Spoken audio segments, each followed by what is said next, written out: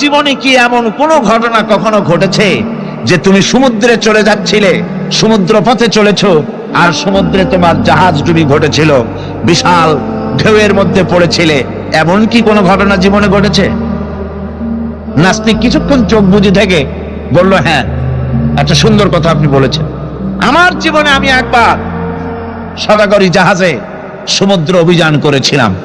মাঝ পথে প্রচন্ড ঢেউ সৃষ্টি হলো, ঢেউয়ের মুখে জাহাজটা ডুবে গেল।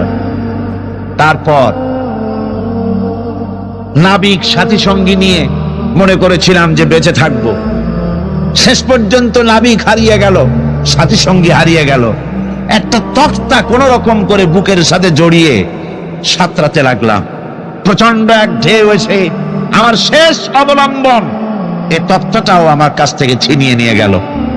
এরপরে কোন ক্রমে বেঁচে গেলাম।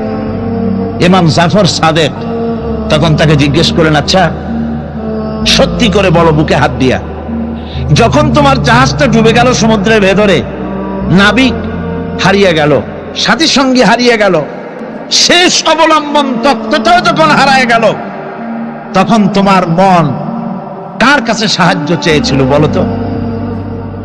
নাস্তিক এবার কিছুক্ষণ নীরব হয়ে গেল। নাস্তিক এবার বলছি, সত্য করে বলতে